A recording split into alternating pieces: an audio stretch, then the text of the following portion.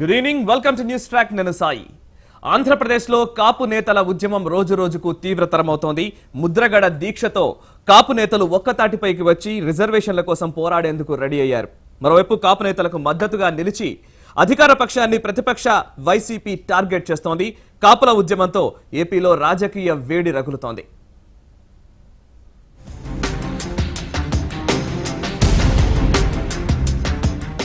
ఏపీలో కాపు ఉద్యమం ఊపందుకుంది. కొన్ని నెలల క్రితం ముద్రగడ పద్మనాభం ప్రారంభించిన కాపు ఉద్యమం తారాస్థాయికి చేరింది. తాజాగా తుని ఘటనలో కాపులను అరెస్టు చేయడంతో మళ్లీ మొదలైన ఉద్యమ ఉధృతి తారాస్థాయికి చేరింది. అరెస్టు చేసిన కాపు నాయకులను వెంటనే విడుదల చేయాలని ముద్రగడ హెచ్చరించి ఆమరణ నిరాహార దీక్షకు దిగారు. దీక్ష భగ్నం చేసేందుకు ముద్రగడను అరెస్టు చేసినా కూడా ఆయన దీక్షను కొనసాగిస్తూనే ఉన్నారు. ముద్రగడ దీక్షతో ఏపీ వ్యాప్తంగా కాపు నేతలు ఒక్కతాటిపైకి వస్తున్నారు. పార్టీలకు అతీతంగా ముద్రగడ వెనుక మేమున్నామంటూ ముందుకొస్తున్నారు.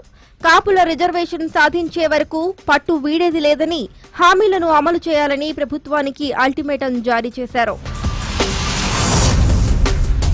ఈ ఉద్యమాన్ని సమర్థిస్తూ మాట్లాడే వాళ్ళ మీద ఏ రకంగా బురద జల్లించాలని ఇదే జాతికి చెందిన, ఇదే వర్గానికి చెందిన కాపు మంత్రుల్ని, కాపు నాయకుల్ని ఉపయోగించి ఒక్కొక్కరి మీద బురద జల్లించడానికి ప్రయత్నం చేస్తున్నారు. ఇది మంచి పద్ధతి కాదు.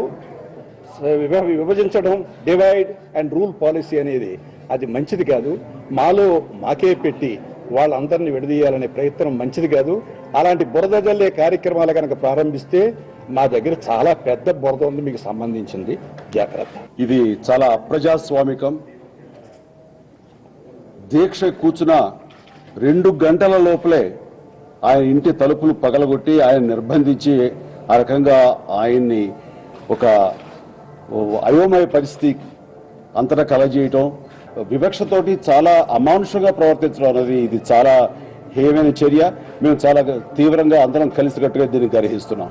మరోవైపు కాపుల అంశాన్ని ప్రతిపక్ష వైసీపీ కూడా అస్త్రంగా వాడుకుని అధికార పార్టీని టార్గెట్ చేస్తోంది.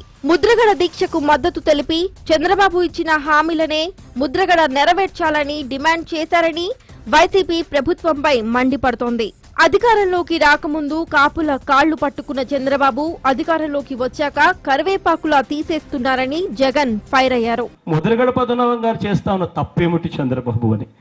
నువ్వు ఏదైతే చెప్పావో, ఎన్నికల్లో నువ్వు ఏదైతే హామీ ఇచ్చావో, నువ్వు ఇచ్చిన హామీని నెరవేర్చమని చెప్పి ఒక వ్యక్తి నిరాహార దీక్ష చేస్తే అది తప్పవుతుందా? ఆ వ్యక్తిని నువ్వు ఇంతగా శిక్షించడం ధర్మమేనా అని అడుగుతా ఉన్నా. చివరకు ఏ స్థాయిలోకి వెళ్ళిపోయింది అంటే చంద్రబాబు నాయుడు గారి అహం. తనకు నచ్చని వ్యక్తి ఎవరైనా ఏదైనా చేస్తే తట్టుకోలేడు. దొంగ కేసులు పెట్టాల్సిందే, వెంటనే సామాన్యులను బలి చేయాల్సిందే. ఓవైపు కాపు నేతల ఉద్యమం, మరోవైపు ప్రతిపక్ష నేతల విమర్శలు చంద్రబాబుకి తలనొప్పిగా మారాయి. చంద్రబాబు కూడా ముద్రగడ దీక్షపై వ్యూహాత్మకంగానే వ్యవహరిస్తున్నారని తెలుస్తోంది. తుని ఘటనపై విచారణ వేగవంతం చేసిన ప్రభుత్వం విధ్వంసకారులను వదిలిపెట్టేది లేదని తేల్చి చెప్పింది. దీక్ష విరమించేందుకు ముద్రగడ ససేమిరా అంటున్నారు. మరోవైపు ప్రభుత్వం కూడా వెనక్కి తగ్గకపోవడంతో ఏం జరుగుతుందోనని ప్రజల్లో ఆందోళన నెలకొంది.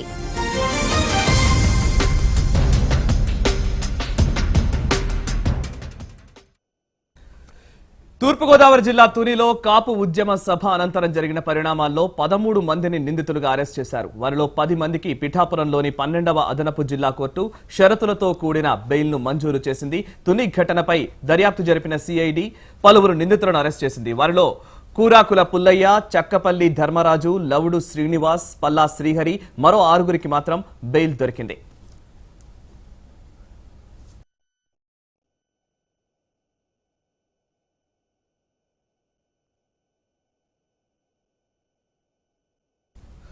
కాపు నేతల ఉద్యమం రోజు రోజుకు తీవ్రతరమవుతోంది. ముఖ్యంగా కాపు రిజర్వేషన్లకు సంబంధించి చంద్రబాబు నాయుడు వ్యవహరిస్తున్న తీరుకు విపక్షాల నుంచి తీవ్ర స్థాయిలో విమర్శలు వెల్లువెత్తుతున్న పరిస్థితి కనబడుతోంది. పార్టీలకు అతీతంగా విపక్షాల్లోని కాపు నేతలందరూ కూడా ఏకమై ఒకే స్వరాన్ని వినిపించే పరిస్థితులు ప్రస్తుతం మనం చూస్తూ వస్తున్నాం. ఈ నేపథ్యంలో ఈ కాపు రిజర్వేషన్ల అంశానికి సంబంధించి ప్రభుత్వ వ్యాఖ్యలు ఎలా ఉన్నాయి, ప్రభుత్వ స్పందన ఎలా ఉంది, ప్రతిపక్షాలు చెప్తున్న ఆరోపణల్లో వాస్తవమేంట, ఈ అంశాల గురించి మనం డిస్కస్ చేద్దాం. ప్రస్తుతం మనతో ఉన్నారు టీడీపీ సీనియర్ నాయకులు దినకర్ గారు, అదేవిధంగా బీజేపీ సీనియర్ నాయకులు రఘునాథ్ బాబు గారు, వైఎస్ఆర్ కాంగ్రెస్ పార్టీ సీనియర్ నేత ఎమ్మెల్సీ గోవింద్ రెడ్డి గారు. నమస్కారం గోవింద్ రెడ్డి గారు, రఘునాథ్ బాబు గారు, దినకర్ గారు, చర్చకు స్వాగతం. ముందుగా గోవింద్ రెడ్డి గారు, ఇప్పుడు ప్రస్తుతం ముద్రగడ దీక్ష ఇంకా కొనసాగుతున్న పరిస్థితి, వైద్యానికి కొంతవరకు అంగీకరించినప్పటికీ కూడా ఆయన దీక్ష కంటిన్యూ చేస్తున్న పరిస్థితి కనబడుతోంది. కాపుల రిజర్వేషన్ అంశానికి సంబంధించి అటు ప్రభుత్వం ఏమో కాపులకు సంబంధించి 1000 కోట్లు ఇస్తున్నామని బడ్జెట్ లో ప్రకటించడం జరిగింది. దీని గురించి ఒక టెక్నికల్ గా ఒక పద్ధతి ప్రకారం ఈ రిజర్వేషన్ల అంశాన్ని చూడాల్సి ఉంటుందని ప్రభుత్వం చెప్తున్న పరిస్థితుల్లో మీ అభిప్రాయం ఏంటి? ప్రస్తుతం ప్రభుత్వం వ్యవహరిస్తున్న తీరును పదే పదే విమర్శిస్తూ వస్తున్నారు, మీకున్న అభ్యంతరం ఏంటి? ఇది చాలా సెన్సిటివ్ ఇష్యూ. ఎస్.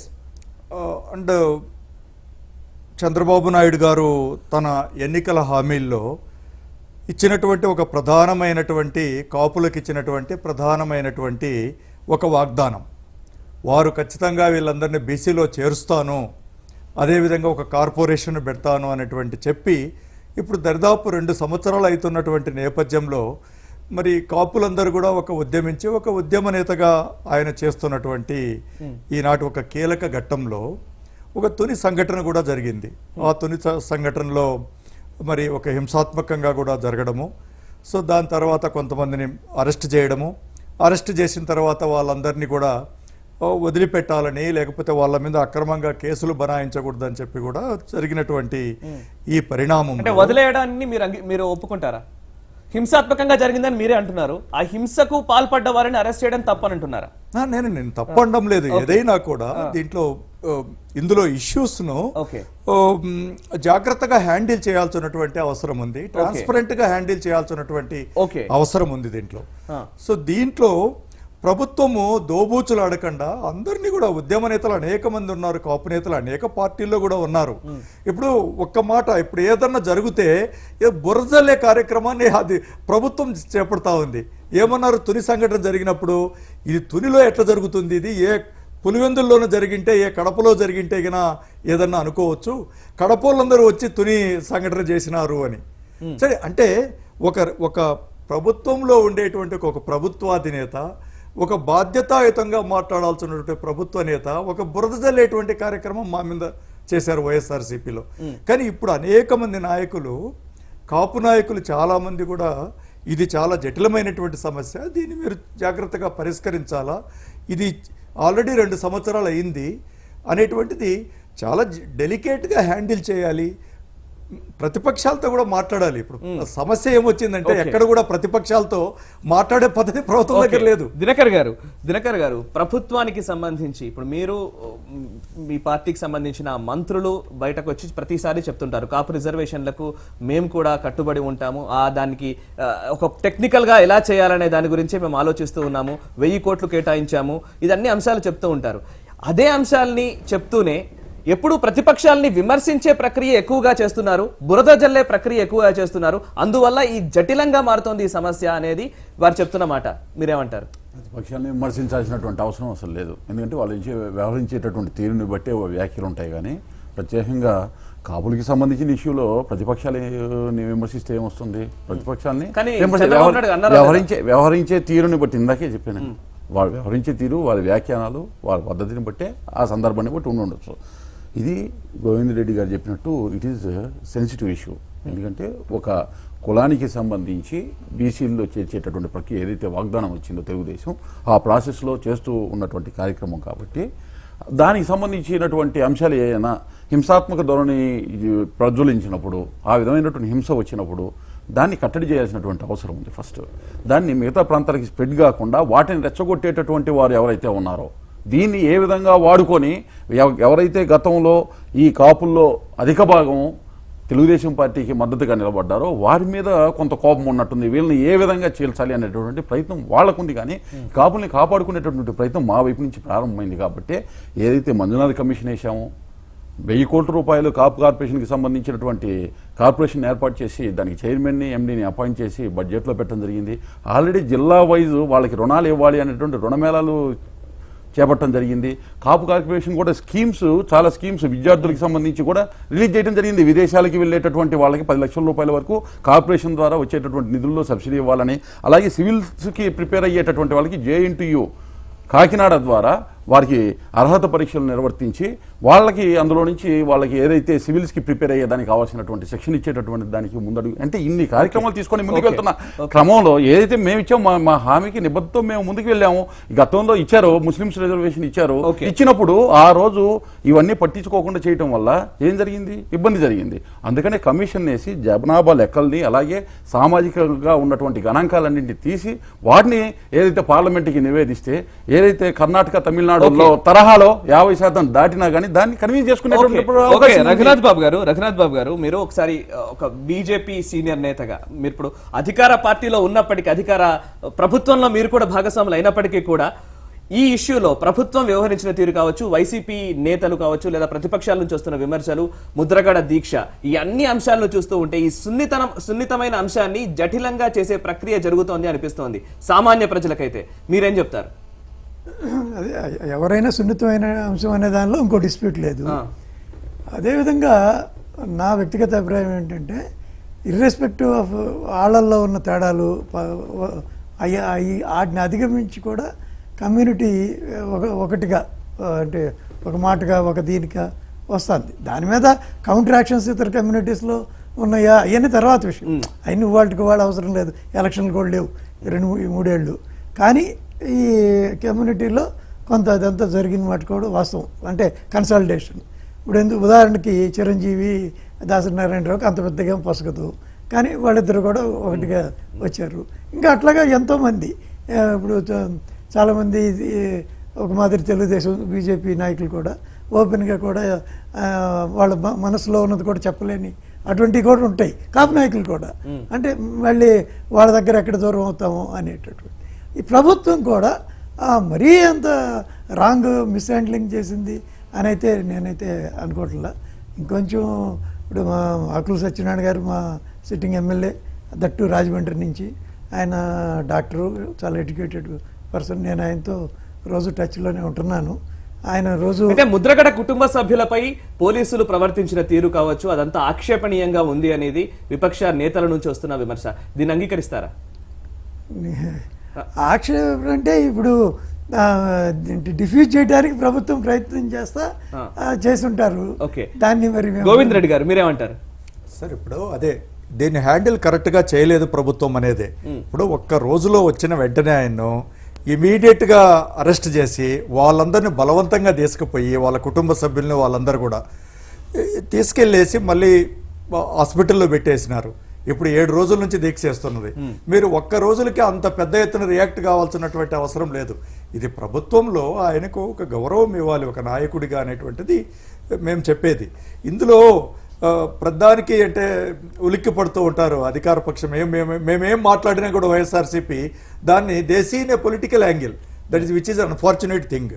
సో దీంట్లో ఇది హ్యాండిల్ చేయాలి, ప్రాపర్గా హ్యాండిల్ చేయాలి, ప్రాపర్గా వాళ్ళను అష్యూర్ చేయాలి, వాళ్ళకు ఉన్నటువంటి ఫీలింగ్స్ ఏదైతే ప్రాపర్ గా అంటే ఎలా చేయాలి? ఇప్పుడు ఒకటి ఏంటంటే ముద్రగడ గారి దీక్ష చేసిన టైము తుని ఘటన జరిగిన తర్వాత ఇప్పుడు బడ్జెట్ లో 1000 కోట్లు అలొకేట్ చేశారు కాపుల కోసం అని చెప్పేసి, వాళ్ళ సంక్షేమం కోసం అని చెప్పేసి వివిధ పథకాల్ని కూడా రూపొందించాము. దాని విషయంలో టెక్నికల్ గా వెళ్తున్నాం, మంజునాథన్ కమిటీ వేశాము, ఇవన్నీ చెప్తున్నారు. ఇంకా ప్రాపర్ గా అంటే ఏంటి? అదే అంటే ఇప్పుడు ఆయన ఎందుకు దీక్ష చేశారు? మీరు కమిషన్ వేయలేదు ముందు. ఇప్పుడు ఆయన దీక్ష చేసిన తర్వాతనే కమిషన్ వేసినారు. అంతకు ముందు చాలాసార్లు ప్రొటెస్ట్ చేశారు, మీరు ఏమి చేయడం లేదు అనేది. న్యాచురల్గా మీరు ఏదైతే ఇచ్చినారో, మీరు వాగ్దానం ఏదైతే చేసినారో ఆ వాగ్దానాన్ని అమలు చేయమని చెప్పి ఇంత గట్టి ఎత్తున ప్రభుత్వం కూడా ఒక బాధ్యతాయుతంగా ప్రవర్తించాలి. ఆయన ఇన్నిసార్లు చేసి మళ్ళీ ఇప్పుడు మళ్ళీ దీక్ష చేసి మళ్ళీ ఇంకా 2-3 సార్లు దీక్షలు చేసి ఇన్నిసార్లు చేసి ఇంత ఒత్తిడి చేసి చేసేటప్పుడు మీరు చేయాల్సినటువంటి కాకుండా మీరు బాధ్యతాయుతంగా. సూటి ప్రశ్న దినకర్ గారు, కాపు రిజర్వేషన్లకు టీడీపీ ప్రభుత్వం అనుకూలమా వ్యతిరేకమా? ఎందుకు డౌట్ వస్తుంది? మీకు చేసే ప్రక్రియ కంటి ముందు కనపడట్లేదా? ఆ విధమైనటువంటి ప్రశ్న వేస్తున్నారంటేనే దానిలో ఉండేటటువంటి ఇందాక నేను చూస్తున్నాను ఇది తీవ్రం గందరగోళము పరిస్థితుల్ని ఉన్నటువంటి పరిస్థితిని యాజ్ ఈజీగా చెప్పాల్సినటువంటి అవసరం ఉంది. మాట్లాడేటటువంటి విషయంలో కూడా తుని ఘటన జరిగిన తర్వాత 4 నెలలు సుదీర్ఘ సమయం ఎందుకు తీసుకున్నారు? ఆ సంఘటన జరిగిన సందర్భంలో కూడా పోలీసులు ఎక్కడో కూడా సంయమనం కోల్పోకుండా జాగ్రత్తగా ఎందుకున్నారు? ఈ అత్యంత సున్నితమైనటువంటి అంశము ప్రభుత్వం చేస్తూ వెళ్తున్నటువంటి కార్యక్రమం, దీన్ని ప్రతిపక్షాలు ముఖ్యంగా వైఎస్ఆర్సీపీ ఏ విధంగా దీన్ని ఫ్లేరప్ చేసి దీన్ని రాష్ట్రం మొత్తం స్ప్రెడ్ చేయాలనుకున్నారో దాన్ని మేము అడ్డుకట్ట వేయగలిగాం. 4 నెలలు సుదీర్ఘంగా చేసిన తర్వాత మీకు తెలుసు, వీడియో క్లిప్పింగ్స్, ఫొటోస్ అన్నీ కూడా ఆధారాలు స్వీకరించిన తర్వాత ఇంక్లూడింగ్ కాల్ డేటాతో సహా ఇవాళ చర్యలు తీసుకోవడం జరిగింది. ముద్రగడ పద్మనాభం గారికి సంబంధించి ఆయన్ని అరెస్ట్ చేయాలని కాదు, ఎప్పుడైతే ఆయన పురుగు మందు పట్టుకొని దాన్ని నేను సేవిస్తాను అనేటటువంటి మార్గం ఏదైతే మాట్లాడారో ఆయన కాపాడుకోవాల్సిన బాధ్యత ప్రభుత్వం మీద ఉంది. వద్దా మీరు అరెస్ట్ చేయొద్దంటే మీ ఉద్దేశం ఏంటి? నా సూటి ప్రశ్న అది. ఏ ఉద్దేశంతో మీరు ఇది చేస్తున్నారు? ఇంకోటి, చిరంజీవి గారు, దాసనారాయణరావు గారు వీళ్ళు కూడా గతంలో ఎప్పుడైనా ఆ కమ్యూనిటీలో ఉండి ఆ కమ్యూనిటీకి ఎంతవరకు సేవ చేశారో ఆ కమ్యూనిటీలో ఉన్నటువంటి ప్రజలందరికీ తెలుసు. 1 లక్ష వాళ్ళు మంత్రులుగా కూడా చేశారు. 1 లక్ష రూపాయలకి సంబంధించినటువంటి పథకం కానీ ఏదన్నా బెనిఫిట్ కానీ ఒక్కటి చేసింది, మచ్చుకు ఒకటి ఎగ్జాంపుల్ కూడా చూపించలేనటువంటి పరిస్థితి. వాళ్ళు కేవలము ప్రజల్లో ఆదరణ కోల్పోయి వాళ్ళు ఎవరో కూడా మసి మొత్తము అంటుకున్నటువంటి దాసరి గారు ఏవేవో మాట్లాడుతూ ఉన్నారు. మీకు సంబంధించి అది చేస్తారు. ఆల్రెడీ ఉన్నాయి క్లియర్ చేసుకుని బయటికి రావాల్సినటువంటి పరిస్థితుల్లో దాన్ని డైవర్ట్ చేయడం కోసం ఈ సంఘటన వాడుకునేటటువంటి పరిస్థితి దారిపోయిన విధానం అయితే ఏదైతే ఉందో ప్రజలు గమనిస్తున్నారు. మాట కరెక్టే. ఇప్పుడు అనుకూలమా వ్యతిరేకమా అన్నప్పుడు మీరు అన్నారు, సరే అనుకూలంగానే కనపట్లేదా అన్నారు. సేమ్ థింగ్ అదే కనిపించిన విషయాన్ని మీరు ఏదైతే కార్యక్రమాలు రూపొందించుకుంటున్నారో ఆ విషయాలనే ముద్రగడ గారితో ప్రభుత్వానికి సంబంధించిన పెద్దలు కూర్చొని దాని విషయంలో ఎందుకని ఆయనని ఒప్పించలేకపోతున్నారు? ఆయన్ని ఒప్పించడానికి ఎందుకని ఇబ్బంది పడుతున్నారు? నిద్రపోయేవాడితో ప్రాబ్లం లేదు, నటించేవాడితో మేము ఎక్కడ డీల్ చేయగలము? ప్రతి ఒక్క అంశం ఆయనకి తెలుసు. ఆయనే కృతజ్ఞత కూడా చెప్పాడండి. రుణమేళాలు ఇచ్చారు, కృతజ్ఞతలు చంద్రబాబు నాయుడు గారికి అని కూడా చెప్పారు. ఏంటంటే ఏ విధమైనటువంటి అంశాలు విచారణలో వస్తాయి, ఇవి ఇంకా కంప్లీట్ కాలేదు కదా. ఏ అంశాలు ఎవరెవరు ఏం ప్రేరేపించారో ఏంటనేటటువంటి అంశాలు కూడా వస్తాయి. తొందరపడాల్సినటువంటి అవసరం ఏం లేదు. అసలు ఎవరి కోసం ఏంటంటే ఎవరినో ఉద్ధరిద్దాం అనేటటువంటి ఉద్దేశంతో ఆయన ఒక పద్మవ్యూహంలో చిక్కుని బయటికి రాలేని పరిస్థితుల్లోకి వెళ్ళిపోయారు ముద్రగడ పద్మనాభం గారి వల్ల. తొందరలో ఏదైతే ఇప్పుడు సిబిసిఐడి ఎంక్వైరీ ద్వారా ఇందాక కూడా ఆ అంశాలన్నీ బయటకు వస్తాయి. ఇందాక కూడా అన్నారు, అసలు మంజునాథ కమిషన్ ముందే వేశారండి, ఆయన కూర్చోడానికి ముందే. మీరు రికార్డ్స్ వెరిఫై చేయండి. కాపు కార్పొరేషన్ దానికన్నా ముందే వేశారండి. కాకుంటే ఇక్కడ ఏంటంటే ఆయన మన తిరుపతి వైసీపీ నాయకుడు ఉన్నారు కదా, భూమన కరుణాకర్ రెడ్డి గారు ఒక 15 రోజుల ముందో 20 రోజుల ముందో ముద్రగడ గారిని కలిశారు. ఆ లింక్ ఏంటో. దాసనారాయణరావు గారు జగన్ గారిని కలిశారు. ఆ లింక్ ఏంటో రావాలి అన్ని బయట. టీడీపీ నేతలు కూడా చాలా మంది కలుస్తారు, దానికి లింక్ ఏంటో అని అడిగితే చాలా మంచి ప్రశ్నే. కలిసేటటువంటి వ్యక్తుల యొక్క స్టేచర్ని బట్టి వారి మీద ప్రజల్లో ఉండేటటువంటి చర్చని బట్టి ఉంటుంది. ఆయన గురించి ఆయన నాయకుల గురించి చెప్పుకోమన్నాడు. మా వాస్తవం కదా. నేను మాట్లాడింది నేను ఎక్కడైనా ఒక్క పాయింట్ ఎందుకు ఒక్క అంశం మాట్లాడితే ఉలికి పడతారు. సమాధానం చెప్పండి. ఉలికి పడతారు ఎందుకు? సమాధానం చెప్పట్లేదు. మీరు ఉలికి పడుతున్నారు, భయపడుతున్నారు, బాధపడుతున్నారు. అదే మరి ఇప్పుడు చెప్పలేక ఎందుకు జగన్ గారు దాసనారాయణ గారిని ఎందుకు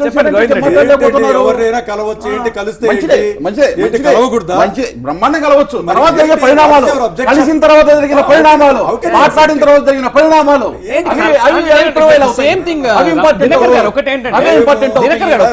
ఎందుకో నేను వాళ్ళిద్దరు పేరు చెప్పినప్పుడు ఎక్స్ప్లెనేషన్ ఇచ్చుకోవచ్చు. ఉలికిపడేది ఎందుకు? ఎవరు ఉలికిపడుతున్నారు? చెప్పండి సార్. ఒక విషయం ఏంటంటే ఎవరైనా సరే, ఏ లీడర్ అయినా సరే ఇంకో లీడర్ ని కలవచ్చు. దానికి రాజకీయ ప్రయోజనాలు ఉండొచ్చు, లేకపోతే ఇంకా వ్యక్తిగత విషయాలు ఉండొచ్చు, అనేక విషయాలు ఉంటాయి. చంద్రబాబు గారిని కూడా అన్ని పార్టీలకు సంబంధించిన నేతలు కలవచ్చు. కానీ కలవడాన్ని అంతగా ఎందుకు చూడాల్సిన అవసరం ఉందని కలిసినటువంటి విధానము, తర్వాత సంఘటనలు, తర్వాత జరిగేటువంటి పరిణామాలు, వాళ్ళు మాట్లాడుతున్నటువంటి విధానం ఏదైతే ఉందో దాన్ని బట్టి ప్రజలకు అర్థం అవుతుందండి. మనం ఏం మాట్లాడుకున్నా ఎవరెవరిని కలవచ్చు డెఫినెట్. సరే ఇప్పుడు ఒకటి గోవింద్ రెడ్డి సేమ్ పాయింట్. ఇప్పుడు సరే బొత్స సత్యనారాయణ గారు కావచ్చు, లేదా దాసరి గారు, చిరంజీవి గారు, వీళ్ళందరూ ఒక మీటింగ్ ఏర్పరచుకున్నారు. సరే, చిరంజీవి గారు అండ్ దాసనారాయణ గారు ఇద్దరు కేంద్ర మంత్రులుగా పనిచేసిన వ్యక్తులు. అప్పుడు ఎందుకు కాపు ఉద్యమం గురించి, కాపు రిజర్వేషన్ల గురించి గుర్తుకు రాలేదు అని అడిగితే ఏం చెప్తారు? సరే, ఇప్పుడు బేసిక్ గా ఎందుకు వస్తుంది ఇష్యూ అంటే ఈయన ఇచ్చినటువంటి అనేకమైనటువంటి వాగ్దానాలు అది నెరవేర్చకపోయినా నేను చెప్తాను కనీసం ఒక 150-170 వాగ్దానాలు ఇచ్చినారు. ఇచ్చిన తర్వాత ప్రజలు నిలేస్తారు, నాయకులు నిలేస్తారు. మీరు ఇచ్చే అధికారంలోకి వచ్చినారు, మీరు అధికారంలోకి రాకపోతే అది వేరే విషయం. అధికారంలోకి వచ్చిన తర్వాత న్యాచురల్గా అయ్యా నువ్వు ఈ అధికారం ఇవన్నీ ఇచ్చినారు, మీరు ఇప్పుడు ఈరోజు అధికారం మీద కూర్చున్నారు, మీరు నెరవేర్చమని చెప్పి ప్రజాస్వామ్యబద్ధంగా ఎవరినైనా నిలదీసేటువంటి దీంట్లో ఒక సమస్య కూడా ఉంది. ఇప్పటికిప్పుడు ఇప్పుడు చంద్రబాబు నాయుడు ఇవ్వాలి అనుకున్నా కూడా ఇచ్చే పరిస్థితి ఉంటుందా ఇప్పటికిప్పుడు? ఇప్పుడు అంటే అక్కడ దానికి ఒక ప్రాసెస్ ఉంటుంది. ఆ ప్రాసెస్ లో ఉన్నాము అంటే మీరు అది చెప్పాలి, మీరు ఆ రోజు చెప్పాలి. ప్రాసెస్ లో ఉన్నాము, ఆ ప్రభుత్వం ప్రాసెస్ లో ఉందని చెప్తున్నారు. రఘునాథ్ బాబు గారు. ఇప్పుడు అసలు ఇక్కడ ఇష్యూ ఆ కమిషన్ కి ఈ రిపోర్ట్ ఇవ్వడానికి టైం ఉంది, అందరికీ తెలుసు, అంతే కదా. అది దాని గురించి వాళ్ళ దీక్ష కాదుగా. వాళ్ళ దీక్ష కమిషన్ వేయలేదనో లేకపోతే ఇస్తాను డబ్బులు ఇవ్వట్లేదనో కాదు, కేసులు ఎత్తేయాలి. ఈ కేసులు ఎత్తేయాలన్న దగ్గర ఆ రోజున అగ్రిమెంటు అంటే ఒక అండర్స్టాండింగ్ ఏంటో ఆ రోజున అదేంటి చర్చల్లో ఒకటి. రెండోది ఒకవేళ నిజంగా తప్పు చేసి లేకపోతే ఇప్పుడు ఒకవేళ ఈ విచారణ తప్పు అయితే ఇంకో రకమైన విచారణ అడగొచ్చు జ్యుడిషియల్లో, లేకపోతే సిబిఐయో ఇంకొక విచారణ. అంతేగాని అసలు తప్పు చేయమన్న వాళ్ళు చేసిన వాళ్ళు కూడా రక్షించమనే ఆయన కోరుకుంటున్నారా? అది లోపల ఏం జరిగింది అదంతా క్లారిటీగా అవి రాకుండా వేరే ఇప్పుడు సిఐడి ఎంక్వైరీ జరుగుతోంది. ఒక సిఐడి పరిధిలో ఉన్న అంశంగానే మనం చూడాలి ఆ ఇష్యూకి సంబంధించి. అండ్ ఇంకోటి రత్నాచల్ ఎక్స్ప్రెస్ అనేది వచ్చేసరికి మళ్ళీ సెంట్రల్ రైల్వే యాక్ట్స్ ఇవన్నీ చాలా కేంద్ర పరిధిలో ఉన్న అంశాలు కూడా చాలా ఉంటాయి.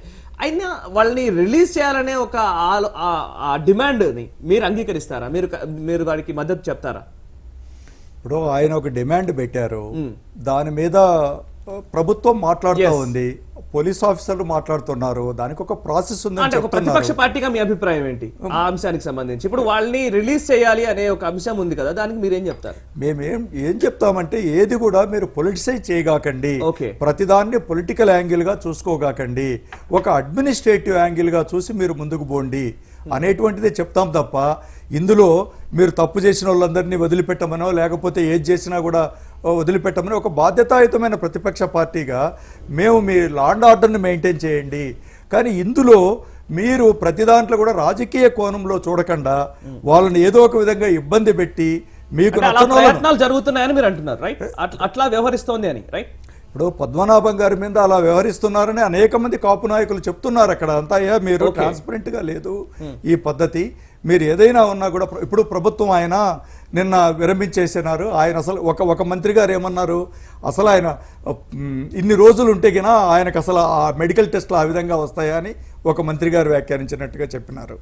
ఇప్పుడు దాంట్లో ఒక వాళ్ళు కూడా టీడీపీకి సంబంధించిన ఒక కాపు నాయకులు, రెండో నాయకులు ఏమన్నారు, రెండో నాయకులు కూడా ఎవరైతే ఇప్పుడు హోంమంత్రి గారు ఉన్నారో ఆయన కూడా ఒక సార్కాస్టిక్ రిమార్క్స్ చేసినారు అని.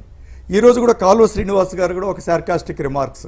ఇప్పుడు దీన్ని జటిలం చేసుకోకుండా ఈ సమస్యను మీరు నిష్పక్షపాతంగా ఒక ప్రభుత్వాధినేతలుగా మీరు వ్యవహరించండి అనేటువంటిదే మా సలహా. కానీ ఇందులో మీరు ప్రతిదాన్ని రాజకీయ యాంగిల్లో చూడగాకండి. ఎందుకంటే ఈనాడు ప్రభుత్వంలో ఎక్కడ చూసినా కూడా మేము కింద స్థాయిలో చూస్తున్నాము, ప్రతి ఒక్కటి కూడా అంతా కూడా రాజకీయ కోణం, మా పార్టీ కూడా కాదా అనేటువంటి యాంగిల్లో జరుగుతూ ఉంది. అందుకని మా బాధ అంతా అట్లా చూడగాకండి.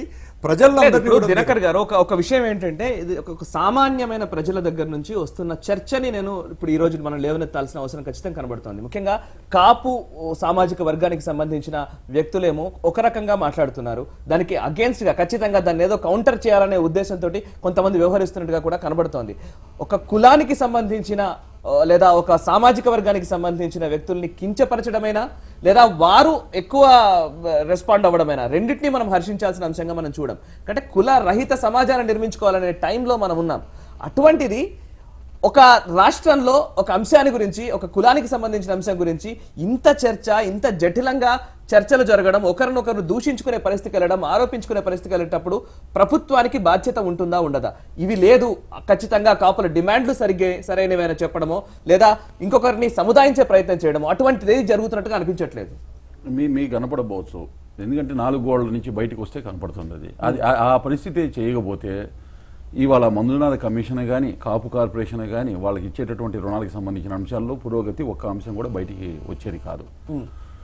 ఒకవేళ ఇందాక ఒక విమర్శ కూడా చేశారు, కేవలం తెలుగుదేశం పార్టీ వాళ్ళకి తప్పితే ఎవరికి బెనిఫిట్స్ రావట్లేదని.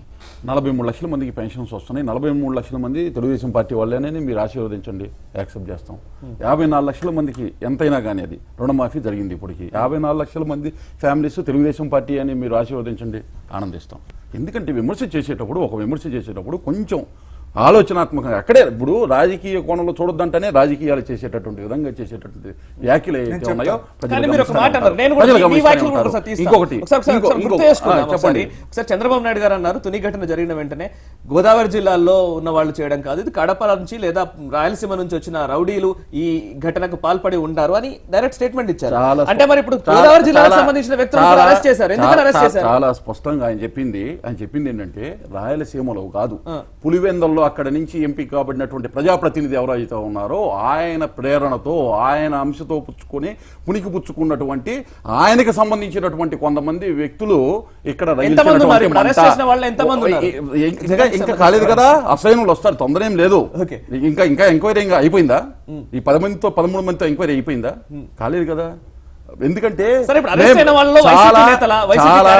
చాలా వస్తుంది తినబోతు రుచులేలా, దాని నుంచి వచ్చేటటువంటి అసలైనటువంటి వాళ్ళు వచ్చేటటువంటి పరిస్థితులు ఆ రోజు చర్చలో మాట్లాడుకుందాం. ఇవాళ ఎంక్వైరీ కంప్లీట్ కాలేదు, మొత్తం ఎవరనేది లిస్ట్ అనేది కంప్లీట్ కాలేదు. It is a process, it is going on. End process అయిన తర్వాత ఏదైతే ఉందో అవుట్కమ్ దాని మీద మీరు మాట్లాడండి. ఆ రోజు ఏంటంటే వాస్తవం అది అతనికి సంబంధించినటువంటి వ్యక్తులు,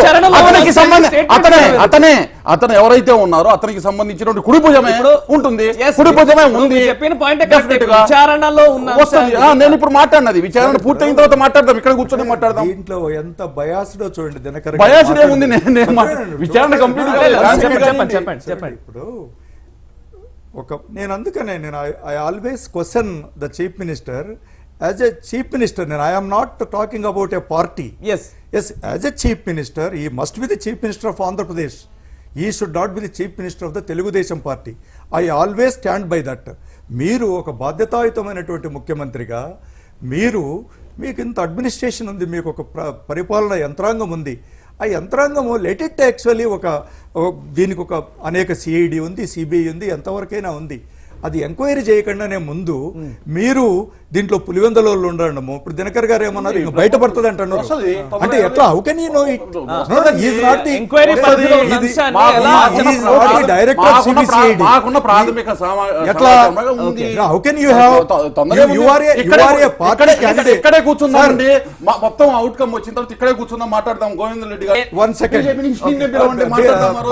sir, he is not representing any government.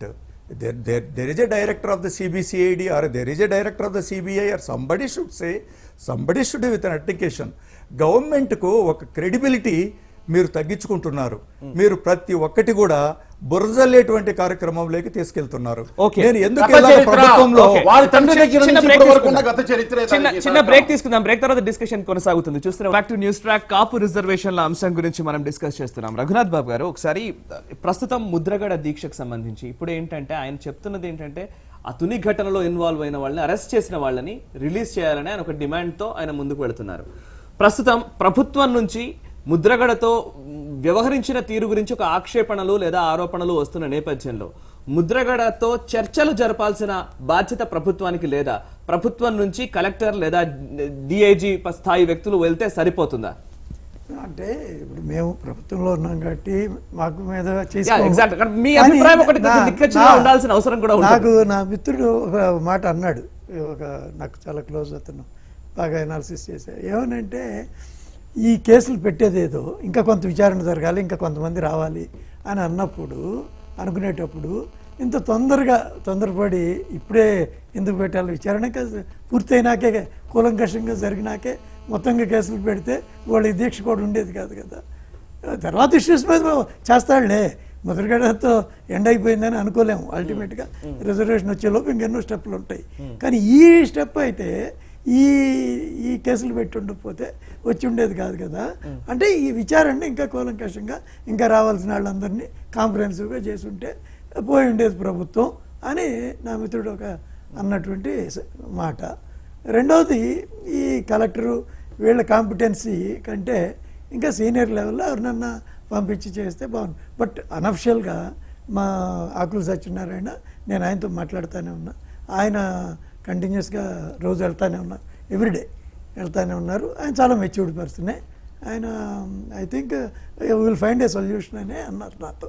Okay చూద్దాం. ఓకే దినకర్ గారు, మీరేం చెప్తారు? ముఖ్యంగా ఈ డిఐజీ స్థాయి లేదా కలెక్టర్ స్థాయిని మీరు సరే ఎవరినో ఒకరిని ప్రభుత్వం తరపున చర్చలకు పంపించడమే జరిగింది, కానీ మంత్రులు విమర్శిస్తూ ఉంటారు. ఒకవైపు కూర్చొని మంత్రులు ముద్రగడ వల్ల కాపులకు అన్యాయం జరుగుతుంది అంటారు, లేదా ఇంకొకరి వల్ల అన్యాయం జరుగుతుంది అని అంటారు, ఇంకొక వైపు చర్చల ప్రక్రియ జరుగుతుంది అని అంటారు.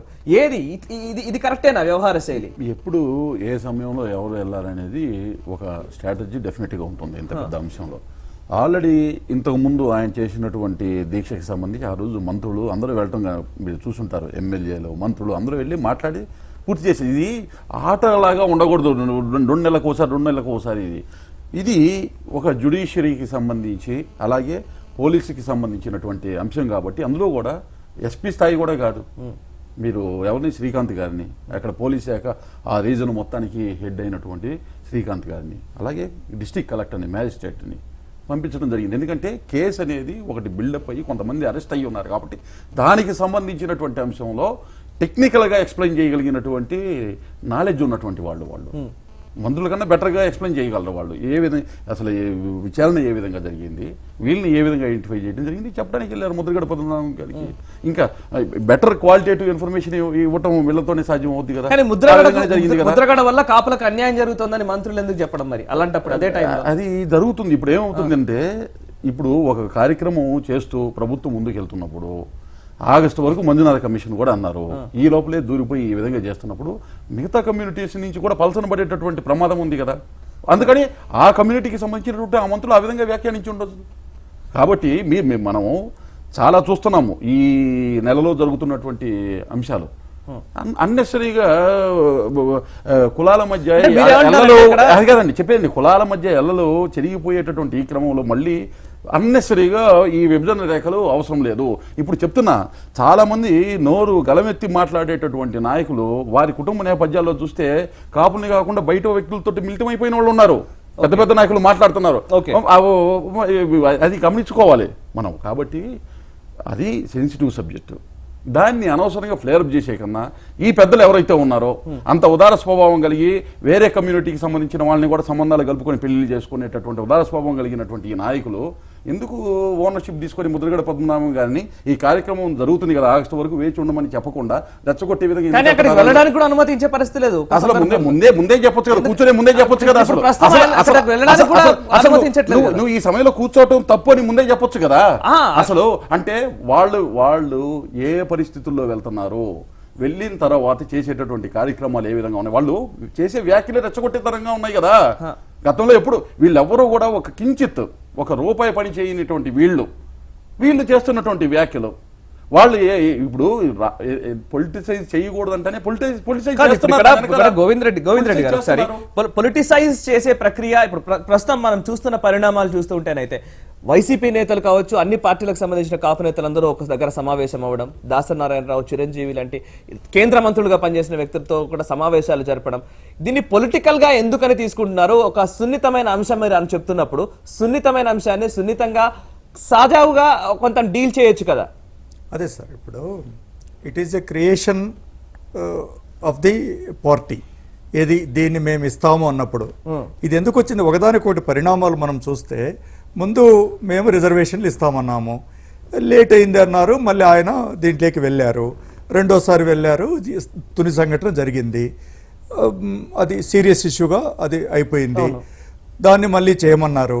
చేసిన దాన్ని ప్రభుత్వం హ్యాండిల్ చేయాల్సినటువంటి విధానంలో, అంటే ప్రభుత్వంలో వాళ్ళు ఉన్నారు, హ్యాండిల్ చేయాల్సినటువంటి బరువు బాధ్యత ముఖ్యమంత్రి గారు వారి ప్రభుత్వం మీద ఉంది 100%. దీన్ని బెటర్గా హ్యాండిల్ చేయాల్సినటువంటి అవసరం ఉంది.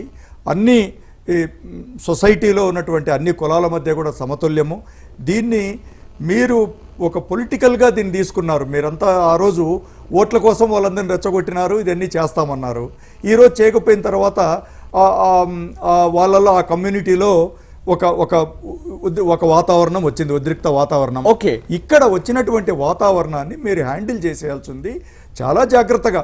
అంటే అందుకనే వాళ్ళ మంత్రులు కానీ ఇప్పుడు మళ్ళీ అదే ఆఫీసర్లు పోయి question. ఇప్పుడు అక్కడికి పోతారు. ఏమంటున్నానంటే గోవింద్ రెడ్డి గారు ఒకటే క్వశ్చన్, ఇప్పుడు రత్నాచల్ ఎక్స్ప్రెస్ ని తగలబెట్టడం కావచ్చు, కొన్ని హింసాత్మక ఘటనలు అక్కడ జరిగిన మాట వాస్తవమా కాదా? జరిగిన వెంటనే అన్ని పార్టీల లీడర్లు కూడా దాన్ని ఖండించారు, ఇటువంటి పరిణామాలు జరగకూడదు అని కోరుకున్నారు, అవునా కాదా? కానీ అదే ఆ ఘటనలో బాధ్యులైన వారిని అరెస్ట్ చేయడం లేదా వారిని విడుదల చేయాలన్న డిమాండ్ రావడం సమంజసమేనా?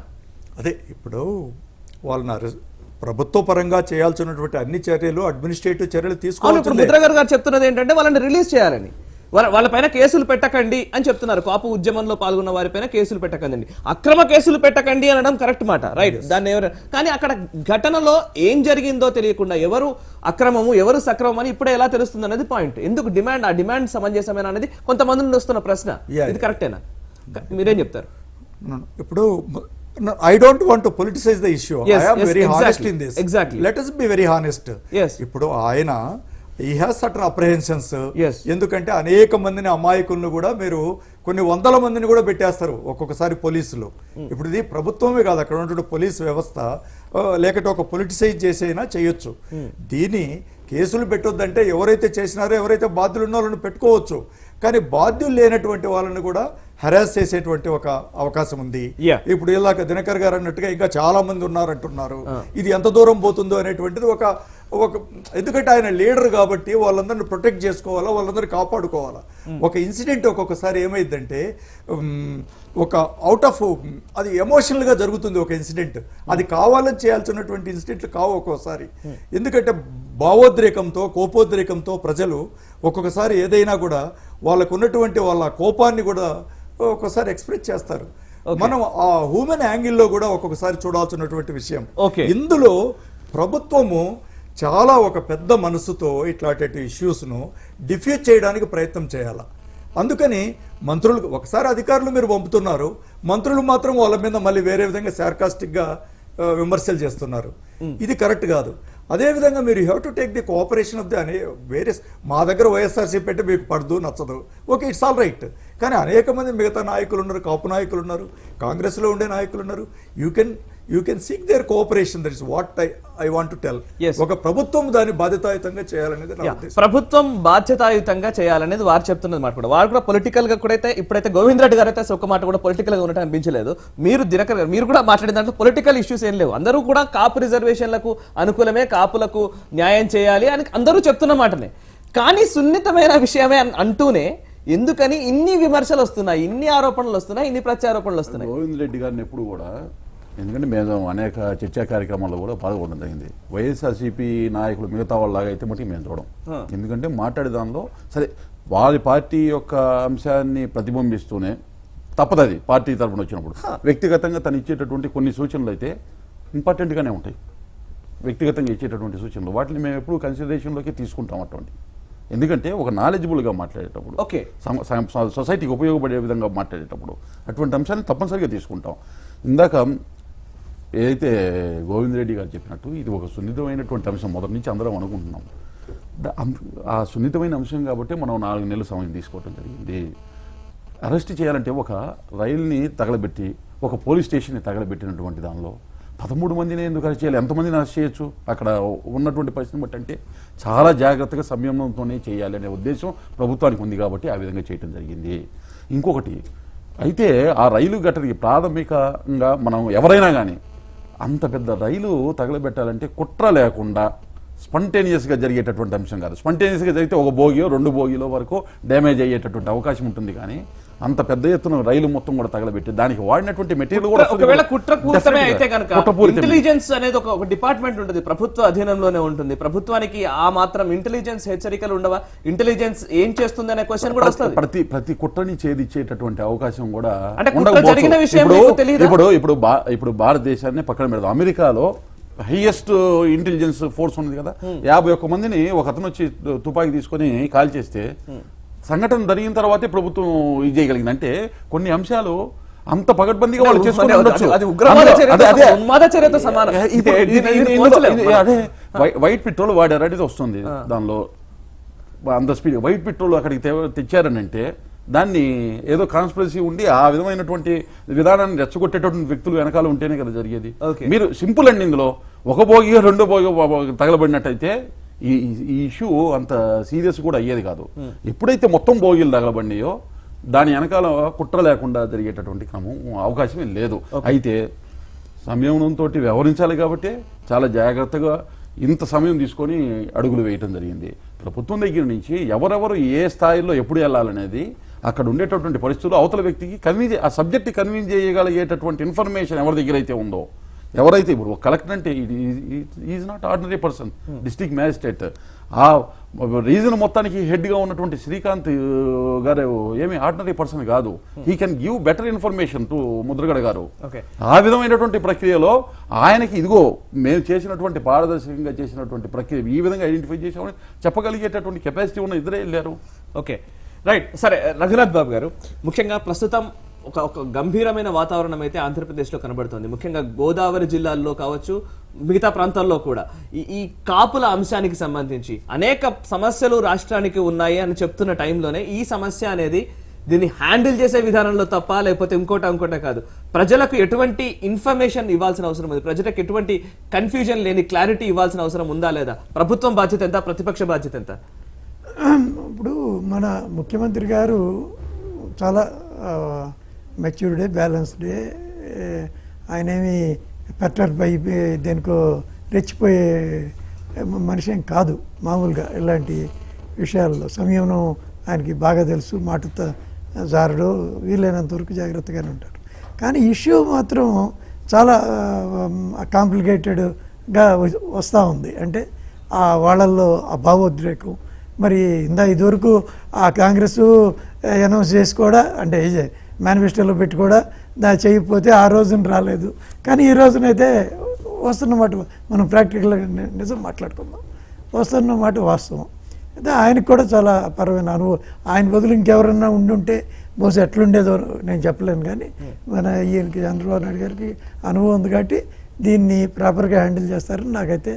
ఓకే, కాంగ్రెస్ పార్టీ కూడా కాపులకు రిజర్వేషన్ ఇస్తామని చెప్పింది. ఇది ఎప్పటి నుండో నడుస్తున్న అంశమే, ఇది నిజంగా చెప్పాలంటే కూడా. కానీ గోవిందరెడ్డి గారు, ప్రస్తుతం 10 ఏళ్లు అధికారంలో ఉన్న కాంగ్రెస్ పార్టీ, ఆ టైంలో వైఎస్ఆర్ కాంగ్రెస్ పార్టీ, ముఖ్యంగా వైఎస్ రాజశేఖర రెడ్డి అధికారంలో ఉన్న టైంలో కూడా ఈ అంశం గురించి ఎందుకని ముందుకు వెళ్ళలేదు, ఇప్పుడే ఎందుకని దీన్ని ఇంత సీరియస్ గా చేస్తున్నారని ఒక ప్రశ్న ఉంది. ముఖ్యంగా రాష్ట్రంలో అనేక సమస్యలు ఉన్నాయి, ఆర్థికంగా ఇబ్బందులు ఉన్నాయి అన్న టైంలోనే ఈ అంశాన్ని ఎందుకు ఫ్లేర్ అప్ చేస్తున్నారని ఒక అభిప్రాయం వస్తుంది. మీరేం చెప్తారు?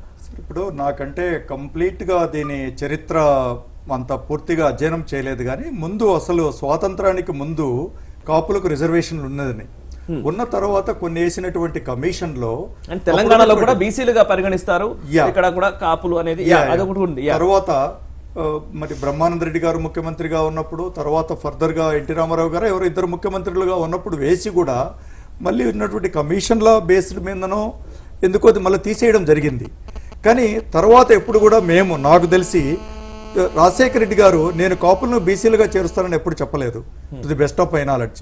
బట్ ఇష్యూ ఎందుకు వచ్చిందంటే ఈయన చంద్రబాబు నాయుడు గారు నేను రిజర్వేషన్లు ఇస్తాను కాపులకు అనేది వాళ్ళను మీరు ఉసిగొల్పారు. ఇప్పుడు లేని ఇష్యూ మనం ఇది చేయగలమా చేయలేమా అనేది, ఇప్పుడు ఆయన ఏ విధంగా ఇచ్చినటువంటి అనేక హామీల్లో ఇచ్చినట్టుగానే ఇది లేని ఒక ఇష్యూను తను తెచ్చుకున్న దాన్ని తను సాల్వ్ చేయాలి. కానీ దాన్ని అప్పుడు మేనిఫెస్టోలో చెప్పిన హామీని అమలు చేయడానికి ఇంకా టర్మ్ కూడా ఉంది, 2019 వరకు టైం ఉంది. ఇప్పుడే ఎందుకని నిరాహార దీక్ష కూర్చోవడం కావచ్చు, దాన్ని అంటే ఆయన ఒక ముద్రగడ వ్యక్తిగతంగా కూడా ఒక వ్యక్తిని మనం విమర్శించడం కూడా కాదు. కానీ పార్టీలన్నీ కూడా చేయండి అంటున్నారు, చేస్తామని చెప్తున్నారు కదా వాళ్ళు. అదే ఇప్పుడు చేయడంలో డిలే. ఇప్పుడు ప్రతి ఒక్కటి, ఇప్పుడు మాకు పోలవరం ప్రాజెక్టు 2018 కల్లా కడతాము అన్నారు. మనము 2000 ఇప్పుడు సార్ ఎవరికి ఇప్పుడు నమ్మకం ఉందా వారు? అంటే ఇప్పుడు అంత పెద్ద ప్రాజెక్టు అంటే రాజకీయాలు ఇప్పుడు అనేక విషయాలు ఇచ్చినారు. ఇప్పటికి కూడా చాలా విషయాలు మనకి ఏదైతే చట్టంలో పెట్టినాయో ఇది ఏమి జరగడం లేదు. ఇప్పుడు రాజకీయ నాయకులు చెప్పినటువంటి మాటలు ఎంతవరకు నమ్మాలనేటువంటి ప్రజలకు కానీ అక్కడ ఉండేటువంటి ఒక సొసైటీలకు కానీ ఒక భయం ఉంది. ఆ భయంతో చేసినటువంటి సమస్యను అది ప్రభుత్వం మళ్ళీ వారే ఇదో నేను ఈ విధంగా ఇస్తాను అనేటువంటి కాన్ఫిడెన్స్ బిల్డింగ్ ఆ ప్రభుత్వం చేయాలా, ఆ ప్రభుత్వం బాధ్యత ఉంది. అది చెయ్యరేమో అనేటువంటి భయాలు ఉన్నాయి. సో భయాందోళన వచ్చినప్పుడు ఇటన్నీ వస్తాయి. దాన్ని హ్యాండిల్ చేసి దాన్ని జాగ్రత్తగా తీసుకుపోవాల్సినటువంటి బరువు బాధ్యత వాళ్ళ మీద ఉంది. కానీ దీన్ని ఇంకెవరో అపోజిషన్ మీద బురజల్లేటువంటి కార్యక్రమాలు దాంట్లో చేస్తా ఉంటే దానికి only God can only save the state. Dinakar గారు అన్ని మంచిగా చెప్తే లాస్ట్ లో బురద అనే పదం కావనగా వచ్చేస్తుంది. ఆ మాత్రం కూడా కాదు బాగా చెప్పారు. చరిత్రలో అంటే కొంత నాకు తెలియదు కానీ తెలిసిన అంశాలు ఇవని స్పష్టంగా చెప్పారు. కాకపోతే వైఎస్ రాజశేఖర రెడ్డి గారు ఎప్పుడూ కూడా విడిగా ఒక పార్టీ పెట్టుకొని ముఖ్యమంత్రి అయితే కాలేదు. ప్రతిపక్ష పార్టీలో ఉన్నా ముఖ్యమంత్రిగా ఉన్నా. జీవో నెంబర్ 30 ఎవరు ఇచ్చారండి? ఎవరిచ్చారు? విజయభాస్కర్ రెడ్డి గారు. ఎవరైనా గౌరవ ముఖ్యమంత్రి గారు, ఆంధ్రప్రదేశ్ కాంగ్రెస్ పార్టీ తరఫున. ఆయన తర్వాత ముఖ్యమంత్రి అయినటువంటి వ్యక్తి ఎవరు? కాంగ్రెస్ పార్టీ నుంచి చంద్రబాబు నాయుడు గారు. కాంగ్రెస్ పార్టీ నుంచి అన్నాను. ఆగండి. కాంగ్రెస్ పార్టీ నుంచి ఎవరు? వైఎస్ రాజశేఖర రెడ్డి గారు. పదే పదే అప్పుడు ఉన్నటువంటి కాపు నాయకులు కమిషన్ వేయండి సార్ అని అడిగితే 1 లక్ష రూపాయలు కూడా, దాదాపు 25 లక్షలు 30 లక్షలు అడిగారు. 1 లక్ష రూపాయలు కూడా బెదిరించండి మహానేత ఆయన. 1 లక్ష రూపాయలు కూడా అయిపోయింది. తర్వాత కిరణ్ కుమార్ రెడ్డి గారు అనుకుంటా 10 లక్షలు 15 లక్షలు ఇచ్చారు. ఇది సర్వే చేయండి అని చెప్పి. ఇది అంటే కాంగ్రెస్ పార్టీ యొక్క నిబద్ధత, వైఎస్ రాజశేఖర రెడ్డి గారి నిబద్ధత కాపుల మీద. పదే పదే మీరు ఒకసారి మేనిఫెస్టో తెలుగుదేశం పార్టీ పెట్టింది అంటున్నారు. ఎస్ మేము పెట్టాం, గర్వంగా చెప్పుకుంటాం. వైఎస్ఆర్సీపీ అంశం పెట్టలేదు అనుకుంటున్నారా? పెట్టలేదు అనుకుంటున్నారా? వాళ్ళ మేనిఫెస్టోలో కూడా ఉంది వాస్తవం. నేను కాదంటలేదు. అంటే తెలుగుదేశం పెట్టింది కాదు, అందరూ పెట్టారు. అయితే 2 సంవత్సరాలు అయ్యింది అధికారం వచ్చి. మొదటి 1 సంవత్సరము కమల్నాథన్ కమిషను మాకు ఎంప్లాయీస్నే అసలు డివిజన్ కాని క్రమంలో ఏ ఫైల్ కదలాలన్నా కదిలిందా? 1 ఇయర్ అయిన తర్వాత మాకు ఉద్యోగస్తులు బైఫర్కేషన్ అదే మీరు మాట మీకు కమిషన్ వేసింది మంజునాథ్ కమిషన్ కనపడలేదా? 40 కోట్ల రూపాయలు సర్వేకి అవుతుందని డబ్బులు 15 కోట్లు 20 కోట్లు ఇప్పుడు ఎస్టిమేషన్ వేసి రిలీజ్ చేసింది కనపడలేదా? కాపు కార్పొరేషన్ వేసింది కనపడలేదా? 1000 కోట్లు బడ్జెట్లో వేసింది కనపడలేదా? ఇప్పటికే రుణమాఫీలు రుణమేళా కింద పెట్టి జిల్లాల్లో పెట్టిన కార్యక్రమాలు కనపడలేదా? అదేవిధంగా వాళ్ళకి విద్యకి సంబంధించి ఇందాక ఏదైతే చెప్పానో, ఏది విదేశాలకు వెళ్లాల్సిన విద్య కానీ సివిల్ సర్వీస్కి సంబంధించి కాపు కార్పొరేషన్ ఇచ్చేటటువంటి నిధులు ఇందులో 10% ఎవరైనా ఒక శ్వేతపత్రం ఇప్పుడు రిలీజ్ చేద్దాం. ఇంతకు ముందు కాంగ్రెస్ ప్రభుత్వం ఏదైతే వైఎస్ రాజశేఖర రెడ్డి గారు మిగతా వాళ్ళు చేసినటువంటి మేము నిధులు ఇచ్చిన దానిలో కనీసం మాకు సంబంధించి కనీసం ఎక్కడ కూడా మ్యాచింగ్ కి 1% కూడా దగ్గరికి మీట్ కాలేరండి. 1% కూడా మీట్ కాలేరు. గతంలో జరిగిన వాటికి ఇప్పటికీ మేము ఇంకా చాలా విషయాలు చేస్తున్నాం. రాజశేఖర రెడ్డి గారితో మనం కంపేరింగ్ చేస్తే అంత చాలా చెప్పాల్సి వస్తుంది. ఎందుకంటే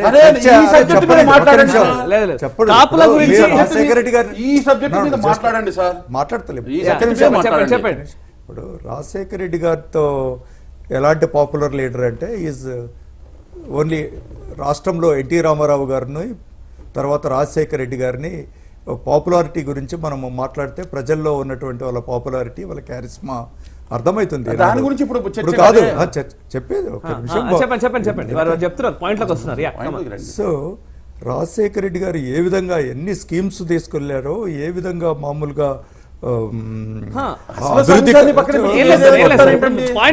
కాపు కమిషన్ కాపుల గురించి ఏం చేసింది కాంగ్రెస్ పార్టీ అధికారంలో ఉన్నప్పుడు ఏం చేసింది, ఇప్పుడు ఎందుకని ఒత్తిడి తెస్తున్నారు? డబ్బులు ఇచ్చారు వైఎస్ రాజశేఖర రెడ్డి గారు. సమస్యలు ఇప్పుడున్న పరిస్థితుల్లో ఆర్థికంగా రాష్ట్రంలో అనేక సమస్యలు ఉన్నాయి. ప్రభుత్వం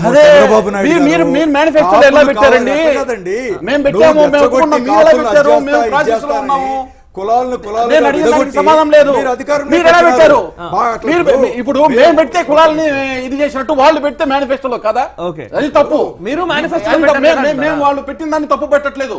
వాళ్ళు కూడా వాళ్ళ అభ్యున్నతికి ఏదో చేద్దామని పెట్టారని నేను అనుకుంటున్నా. మీరైతే మమ్మల్ని అయితే ఈ విధంగా మీరు మాట్లాడుతున్నారు, నేనైతే మిమ్మల్ని ఆ విధంగా మాట్లాడను. ఇప్పుడు అనేక కులాలుగా డివిజన్ చేస్తూ వచ్చినారు. మీరు ఇప్పుడు ఆ విధంగా లబ్ధి పొందుదాము, అధికారంలోకి వద్దాం అనుకున్నారు. Is okay. ఇప్పుడు మీకు చేసినారు, ప్రజలు చేసినారు. మీరు దాన్ని సాల్వ్ చేసేటువంటి బాధ్యత మీరు తీసుకోవాలి కానీ ఆ ముఖ్యమంత్రులు ఏదన్నా అదంతా చెప్పినారా? సార్, లిస్టు ఏమన్నా మొత్తం ఇప్పుడు చదివాను సార్. ఇప్పుడు లిస్టు అట్లా కాదు, మొత్తం చదివాను సార్. నేను 1000 ఇప్పుడు లిస్టు మొత్తం చదివాను సార్. కార్పొరేషన్ నేను 1000 కోట్లు వేస్తానని నేను లిస్టు రాజశేఖర రెడ్డి గారు మొత్తం చెప్పినారా? నేను లిస్టు లేకంటే మొత్తం అంతకు చదివాను. ముందున్నటువంటి ముఖ్యమంత్రులు నేను ఎవరైనా చెప్పింది చెప్పినారా? ఒప్పుకుంటారా? కార్పొరేషన్ వేసామనేది 1000 కోట్లు బడ్జెట్ లో పెట్టామనేది ఒప్పుకుంటారా? రుణమేళ పెట్టామనేది ఒప్పుకుంటారా? మంజునాథ కమిషన్ వేశారని ఒప్పుకుంటారా? అన్ని ఇప్పుడు అండి ఒప్పుకుంటారా లేదా? నేను ఎందుకు చెప్పండి. ఒప్పుకోనండి బాబు? ఒప్పుకోరా? 100% చేస్తున్న కార్యక్రమాలు ఒప్పుకోవడానికి ఏముంది? నేనేమో నేను వేసింది నేనెందుకు ఒప్పుకోను? ఖచ్చితంగా ఇప్పుడు అది కాదు. నేను మీ ఊరికే పార్టీ పరంగా మాట్లాడను. నేను నాకు అట్లా కాదు. వాట్ ఎవర్ ఇస్ దే ఒకటి point whether you talk or I will talk. మీరు చెప్పండి. నో సరే, మీరు ఇచ్చే ప్రస్తుతం ఉన్న పరిస్థితుల్లో ఏంటి మీరు సూచనలు ఏమిస్తారు చెప్పండి ప్రభుత్వానికి ఇప్పుడున్న పరిస్థితుల్లో? సబ్జెక్ట్ చెప్పమానండి, వేరే ఇట్లకి ఎందుకు? వారు చెప్తారు. మీరు చెప్పేది మీరు చెప్పండి, నేను చెప్పేది నేను చెప్తాను. ప్రభుత్వానికి మీరు ఇచ్చే సూచనలు ఏంటి ప్రస్తుతం? సరే, ఇప్పుడు ఇది ఒక ఇష్యూ వచ్చింది. This issue is the creation of మామూలుగా this political party called TDP. వారు మేనిఫెస్టోలో పెట్టినటువంటిది నేను కార్పొరేషన్ చేస్తాను, 1000 కోట్లు ఇస్తానని కూడా ఆయన చెప్పినారు. ఓకే, మీరు అది చేశారు.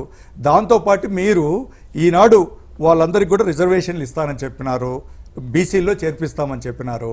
దాన్ని చిత్తశుద్ధిగా మీరు చెప్పి ఆ నాయకులందరితో కూడా మీరు మాట్లాడి ఒక గౌరవప్రదంగా ఆయన విరమించుకునేటట్టుగా చేయండి. ఆ క్రెడిట్ మీరు తీసుకోండి. You take that credit. Credit అనే మాట కూడా వస్తుంది. అది కరెక్ట్. సార్ చెప్పినట్టు ఏదైతే రిజర్వేషన్లకి సంబంధించిన అంశంలో ఆయనకి కాన్ఫిడెన్స్ ఇచ్చే గతంలో ఆయన దీక్షని విరమింపజేయడం జరిగింది. ఇవాళ జరిగే అంశం కేసులకు సంబంధించింది అనేది గుర్తుంచుకోవాలి.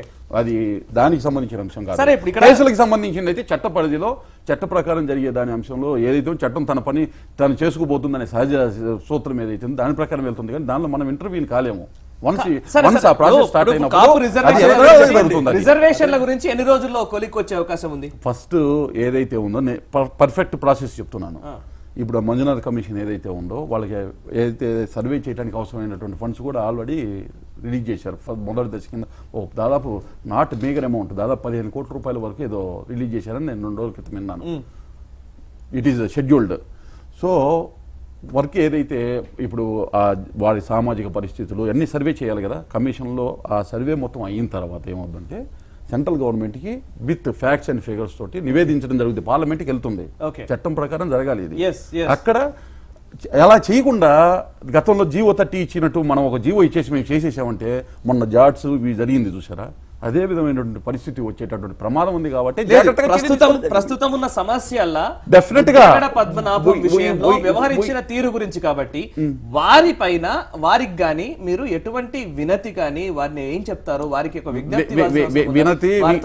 విజ్ఞప్తి అన్ని కూడా కాపు సోదరులకి ఇవ్వడం జరుగుతుంది. రాష్ట్రంలో ఉన్న కాపు సోదరులకి ఇవ్వడం జరుగుతుంది. ఎందుకంటే మాకు నమ్మి మాకు ఓటు వేసినటువంటి కాపు సోదరులకి మేము రుణపడి ఉంటాము. ఆ రుణాన్ని తీర్చుకునేటటువంటి బాధ్యతగా దీన్ని రఘునాథ్ బాబు గారు ముఖ్యంగా క్రెడిట్ అనే ఒక విషయం ప్రతిపక్షాలు విమర్శలు చేసినా ప్రభుత్వం విమర్శలు చేసినా ఒక ఆరోపణలలో జోలికి వెళ్లకుండా మనం మొదటి నుంచి మాట్లాడుతున్నది సున్నితమైన అంశం అని. సున్నితమైన అంశం విషయంలో ప్రజలకు ఎటువంటి క్లారిటీ ఇవ్వాల్సిన అవసరం ఉంటుంది? ముఖ్యంగా మళ్ళీ మీ దగ్గరికే వచ్చే అవకాశాలు ఉన్నాయి. ఎందుకంటే కేంద్ర ప్రభుత్వంలో మీరున్నారు. ఇది చట్టబద్ధత కలగాలన్నా కూడా. అంటే దానికి చెప్పే ముందు నేను కొంచెం కాసేపు పార్టీకి సంబంధం లేకుండా ఒక ఎనలిస్ట్ గా ఇప్పుడే నాకు వచ్చినటువంటి ఆలోచన ఒకటి చెప్తాను. ఎందుకు ఆ రోజున కాంగ్రెస్ రాజశేఖర రెడ్డి గారు ఇచ్చినప్పుడు ఆ హామీ ఎజెండాలో మన మేనిఫెస్టోలో పెట్టిన దాన్ని ఒక ఉద్యమంలాగా రాలేదు, వాళ్ళ ఎందుకు వచ్చింది అనేది ఒకసారి చూస్తే ఆ రోజున కంబైన్డ్ రాష్ట్రం కాబట్టి తెలంగాణలో కాపులకి ఆల్రెడీ రిజర్వేషన్ ఉంది కాబట్టి వాళ్ళు ఆల్రెడీ బీసీలే కాబట్టి 300 కాపులు కాబట్టి అది ఒక అంశం. రాజకీయంగా అంటే ఉన్న కాపుల్లో మేజర్ వాళ్ళు ఆల్రెడీ దానిలో రిజర్వేషన్ అనుభవిస్తున్నారు. ఒక ప్రాంతం ఇట్ ఈస్ ఆల్మోస్ట్ లైక్ 40%. ఇప్పుడు మిగిలిన 55% ప్రాంతంలోనే ఇష్యూ అంటే చిన్నదైపోయింది. ఆల్రెడీ ఉన్న బీసీల నుంచి కొంత ఇబ్బంది వచ్చే అవకాశాలు ఉంటాయి. రెండో నాకు కనపడుతున్న అంశం ఏంటంటే మొన్న స్లెండర్ మార్జిన్తో ఎలక్టరల్ డెసిషన్ జరిగింది. అంటే రెండిటి మధ్య ఉన్నది 2% ఓట్లే. And it's a known fact కాపులు సబ్స్టాన్షియల్గా గతంలో Yes, వాళ్ళు yes. వాళ్ళు అనేక factors. డెసిసివ్ అయ్యారు. Decisive Okay. అంటే వాళ్ళు ఒక నిర్ణయాత్మక శక్తి అయ్యారు మొన్న ఎలక్షన్లో. చిన్న ప్రాంతం అవటం, సిలిండర్ మార్జిన్ ఉండటం, అబ్సల్యూట్ ఉంటే ఇట్లా ఇప్పుడు 94 ఉంది, తెలుగుదేశం ఫుల్గా గెలిచింది. 2004 ఉంది, కాంగ్రెస్ ఫుల్గా గెలిచింది. అట్లాంటప్పుడు ఇట్లాంటిది లేదు. కానీ ఇవాళ దానివల్ల ఇట్లాంటి కారణాల వల్ల ఇట్లాంటి ఉద్యమం వాళ్ళతో ప్రామినెన్స్ రావడానికి Yes. ఒక కారణం అయి ఉంటుందని Yes. ఒకసారి ఇది నేను రాజకీయంగా ఇది చెబుతున్నాను. ఒక చిన్న సబ్మిషన్. నేను ఇది రైట్ రాంగ్ నేను చెప్పట్లేదు. చెప్పాలి మీ analysis ఇది ప్రకారం ఒట్టి చెప్పారు. analyst గా చెప్పారు. ఆంధ్రాలో కూడా ఇప్పుడు మీరు బొత్స సత్యనారాయణ గారు కానీ అలాగే కడప జిల్లాలో రామచంద్రరావు గారు కానీ బీసీల్లో ఉన్నారు. Yeah. కాపులు ముసుగులో ఉన్నటువంటి ఆ కులాలకి వెసులుబాటు ఉన్నటువంటి కడపలో బీసీలోనే లేదు, ఉన్నారు. కడపలో లేదు. రామచంద్రరావు గారు ఉన్నారండి ఆ కమ్యూనిటీలో. BC కింద రామచంద్రరావు. ఉన్నారు. ఆయన ఉన్నారు కదా రాజ్యసభ సభ్యులుగా ఇప్పుడు. రామచంద్రయ్య. రామచంద్రయ్య. బలిచాళ్ళు కాదు.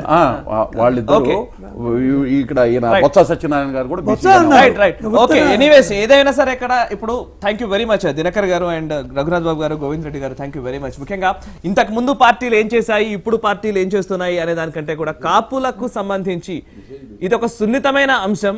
ఈ సున్నితమైన అంశాన్ని డీల్ చేసే విధానంలో ప్రభుత్వానికి ఖచ్చితంగా బాధ్యత ఉంటుంది, అదేవిధంగా ప్రతిపక్షాలకు కూడా బాధ్యత ఉంటుంది. ముఖ్యంగా ఈ అంశాన్ని ఒక రాజకీయంగా లబ్ధి పొందడానికి ఏ పార్టీలు దీన్ని వాడుకోవాలని చూసినా కూడా నిజంగా ప్రజలు అంగీకరించకూడదు అనే మనం కోరుకుందాం. ఎందుకంటే ఖచ్చితంగా అన్ని సామాజిక వర్గాలు అభివృద్ధి చెందాల్సిన అవసరం ఉంటుంది. ప్రజలందరూ సమానంగా అభివృద్ధి చెందితేనే అప్పుడే రాష్ట్రం కానీ దేశం కానీ సుభిక్షంగా ఉంటుంది. ఈ అంశంలో, ఈ సున్నితమైన అంశంలో విభజన రేఖ మనం ఖచ్చితంగా తీసేయాల్సిన అవసరం ఉంటుంది. రాజకీయ పార్టీలు విభజన సృష్టించాలని ప్రయత్నించినప్పటికీ, కాపులు లేదా కాపేతరులు లేదా ఇంకో వర్గం అంటూ ఒక విభజన రేఖను సృష్టించినప్పటికీ దాన్ని చెరిపేయాల్సిన బాధ్యత ప్రజలపైనే ఉంటుంది. ఇది వాళ్ళ న్యూస్ ట్రాక్. చూస్తూనే ఉండండి భారత్ టుడే, దేశం కోసం ధర్మం.